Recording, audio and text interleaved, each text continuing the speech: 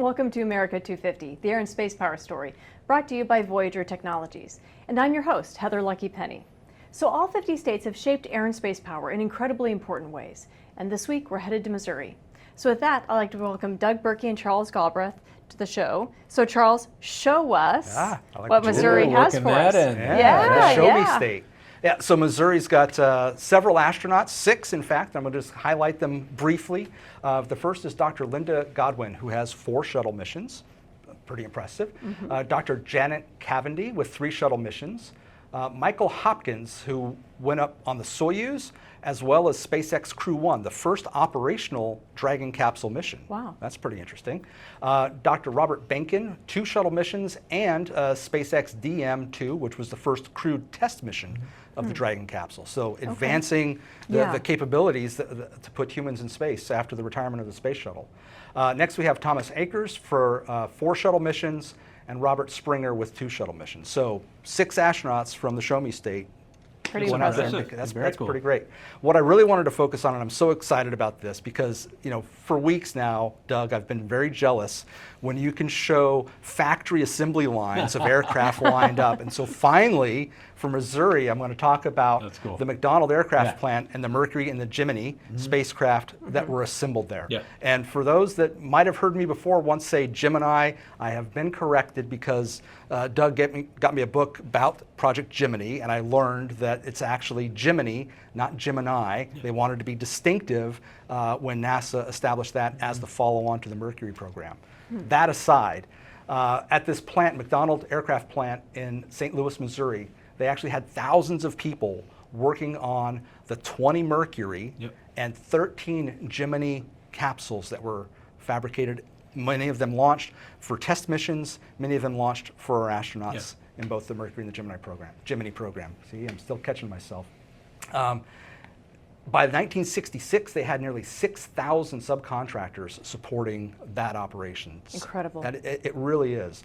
And to think what they had to design, because we had never launched humans in space, so how do you protect them? How do you give them life support? How do you give them enough room to function? And they did not give them very much room to function. They're very tight corridors there. Also wanted to highlight the fact that not just the humans in those capsules, but about 7 miles worth of wires had to be harnessed and put in place to make sure that they actually had access to the controls and the avionics and things to maintain their attitude and conduct their missions. So incredible contribution for the early space program out in St. Louis. And if you want to go visit some of the Mercury or the Gemini capsules, go to the St. Louis Science Center.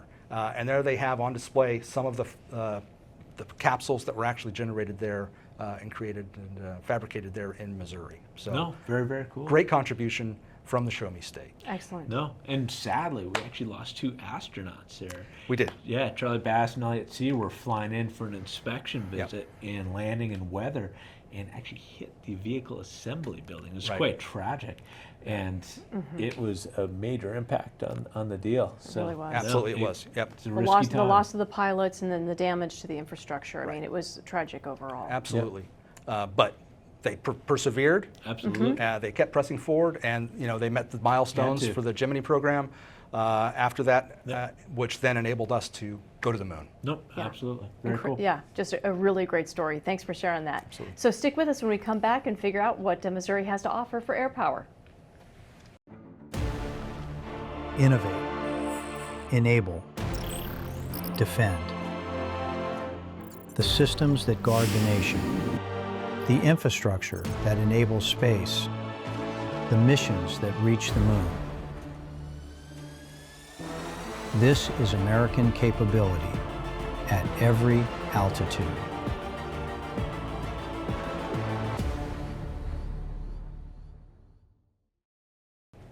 Welcome back to the Show Me State. So Doug, what do you have for Missouri? Okay, so I want to pull off what Charles was talking about with McDonnell Aircraft Corporation, later spacecraft.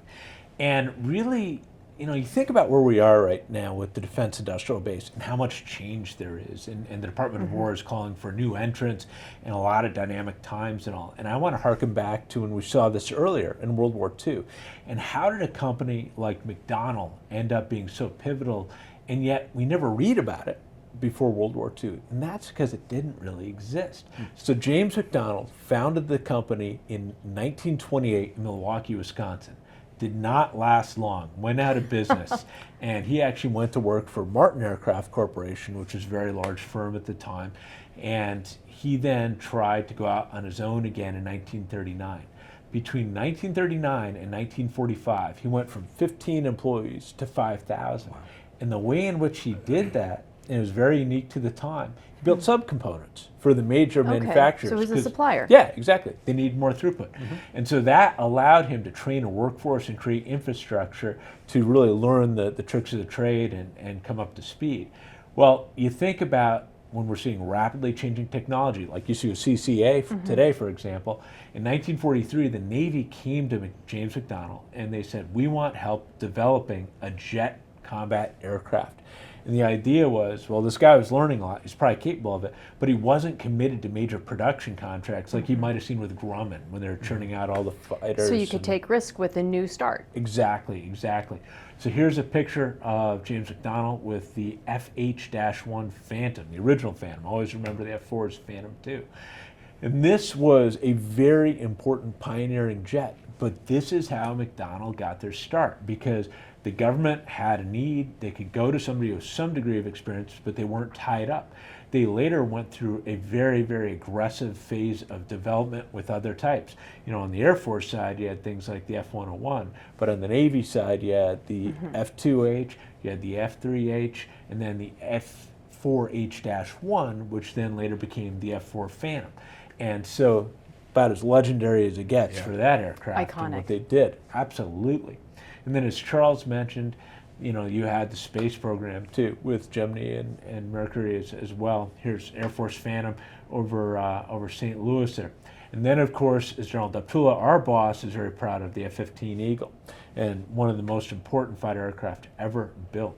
Now, in the 60s, while they were selling a ton of F-4s and things were going great, they were also noticing that they were really exposed to downturns in the defense market, and they wanted to buffer themselves. And so Douglas Aircraft Corporation was in a bit of duress at the time and needed some help. So McDonnell actually acquired them, which gave them access to civilian production line with types like the DC-8, the DC-9, the DC-10, later the MD-11.